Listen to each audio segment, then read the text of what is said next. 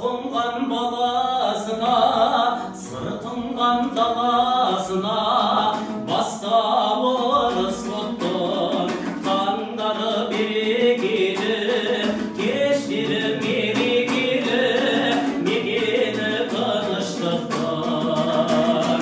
Ақ күріш ашулары жайқалған жасыл бағы, мен туған жерде адамның асылдары, мен туған жерде